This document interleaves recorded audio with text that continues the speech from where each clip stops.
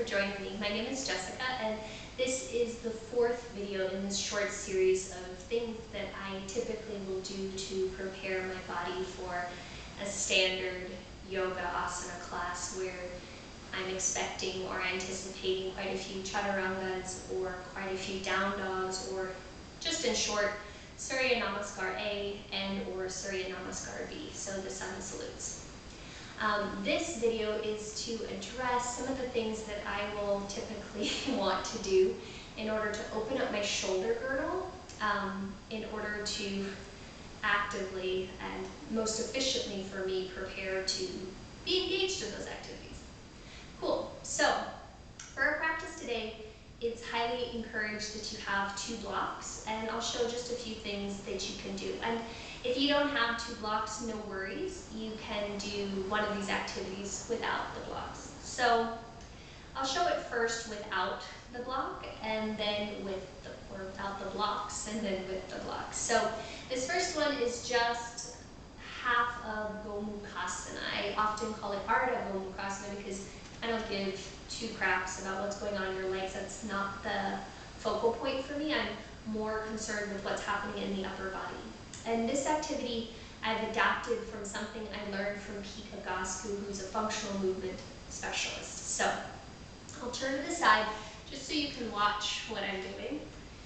And honestly, I'm not sure if I shave my armpits and it will show up on this camera. So too much information, probably I know, but I'm talking to myself in a room. So we'll try this. Your right arm will go forward, your palm will face in, and then turn your right palm to face the sky and just reach up and see how much external rotation you naturally have. Some of you may be able to turn your palm to face entirely behind you, and some of you will have the palm facing more towards the midline of your body. Wherever you are, no worries. Just go ahead and bend your right elbow and give yourself a giant pat on the back. Good job, you showed up today. Bring your left hand now to the front of your right tricep. And you're going to find more external rotation by wrapping the outer upper arm in towards your face. Awesome sauce. And once you've got that, start to push your elbow so it goes a little bit higher up. And you might be like, yep, that's as far as I'm going to go. And if that's the case, by all means, stay right there. Some of you might crawl the left elbow to the top of the right elbow, left hand to the top of the right elbow. And then you'll pause here, and you'll start to press your right elbow out to the right as you draw it in towards the left. And then you'll want to pay attention to what's happening in the rib cage. The rib cage tends to flare here, and instead of letting your whole front body splay, can you draw the front ribs in and back and continue to inchworm that right hand down towards the floor. And you might just stay here, finding a fun stretch going from the right hip to the right armpit, to the right elbow. Again, noticing if you're breathing, drawing that head straight back and lengthening simultaneously through all the vertebra and the natural curves of your spine. When you're ready, you'll gently come out of that by reaching up through the left arm, reaching up through your right, and lowering both arms out to the side. And you'll just notice what you notice. I notice that particularly for me, there seems to be more heat as well as more release on one side versus the other. For me, that's my right because I just opened that.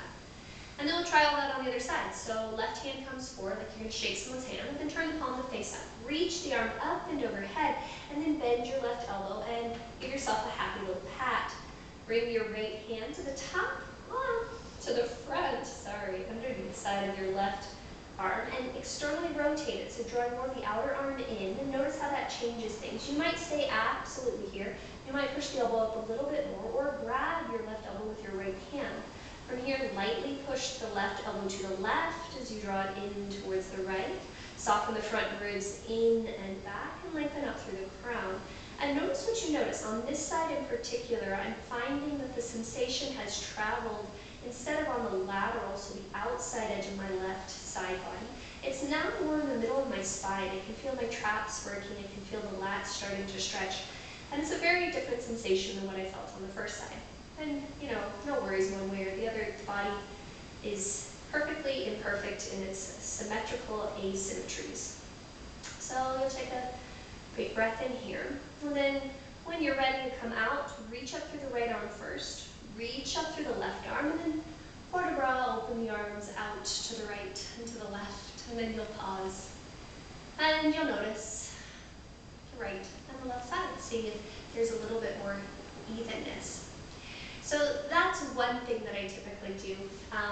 Sometimes I can do all of that with 2 blocks, and it just often speeds things up a little bit because I don't have to do one side and then the other.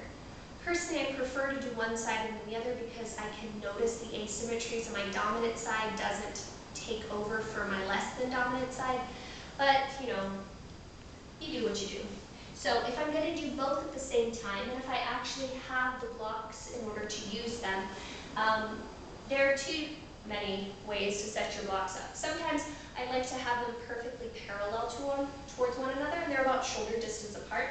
And sometimes I turn them in just a little bit. It honestly depends on how my shoulders are feeling, and for you, I would encourage you to play with them both. Today, I'm thinking I might start with them parallel, and we'll see how that goes. Then you bring one elbow to the block, and then you bring the other elbow to the block, and sometimes interlace those hands. Once you're there, start to walk your knees back so your hips stay over your knees, and then press lightly into the palms. Lift up through your happy inner armpits, and then wrap your outer triceps down. From there, pull the front ribs in and back, and start to push your elbows down and forward, and draw the outer hips back. Keep drawing the front ribs in, keep the neck long.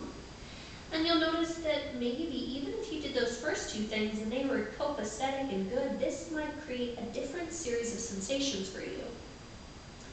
In particular, you might notice what's happening along your trapezius, your rhomboids. Those are the muscles in the middle of the back between the shoulder blades.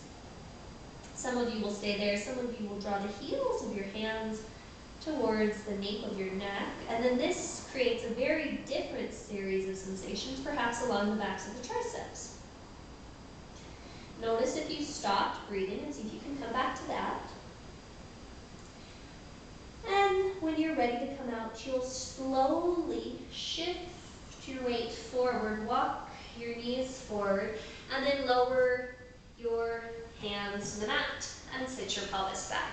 So those are 2 things that I do to open up the triceps. Sometimes I notice that I actually have to broaden across the chest, and to do that, I will do a number of things, but this is probably something that helps you get to the internal and external rotation a little faster, as well as it does double duty with your wrists. This is something I learned from Trina Altman, and I encourage you to play with it and see what happens. So this one, you'll just come forward onto your hands and knees, and your wrists are underneath your shoulders. Spread wide through your fingers, and then slowly start to seal walk your fingers away from each other. So we're finding external rotation in the wrists. And what this is actually doing is it's doing the wrists as well as the shoulder girdle. And then once you've gone as far to your end range of motion, mindfully, you'll start to go the other way. And by end range of motion, I mean don't go to the point where you feel pain, but go to the point where you feel like, oh, okay, didn't know I could go that far without causing pain. Without causing pain, biggest point. We don't have to do a lot of really extreme things in order to find new mobility in our body. And then you'll just do that a few times, gradually turning the hands in and out. And this is just allowing you to see what's happening on your shoulder joint. Cool.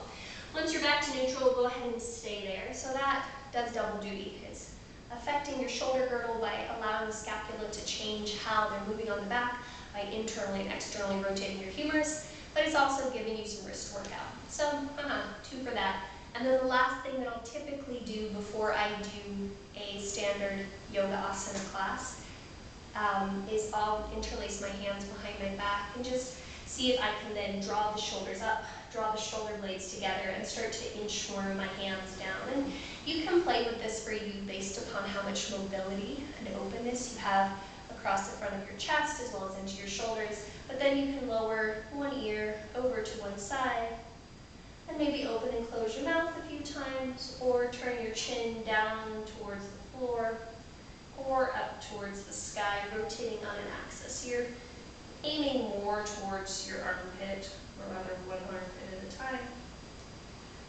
And then you'll come back up through center and do the same thing on the other side. So this time lowering to your left ear. You went to the right on the first side, or left lowering your left ear if you went to the right on the first side. And then open and close the mouth a few times, and then maybe turn the chin towards the floor and up towards the ceiling while still in that side flexion of the neck. When you're ready, you'll come to neutral, draw the head back up to center, hug the elbows together one more time, and then just release, taking a few little shoulder circles one way, and then a few shoulder circles the other. Cool. So those are just a couple things that I will typically throw in for myself time prior to the beginning of some other class that I'm taking where I'm expecting or anticipating quite a bit of Surya Namaskar A or Surya Namaskar B. Cool. Thank you for joining me. I hope you have a great day, and please leave any comments in the field below, positive ones preferably. Thank you. Bye-bye.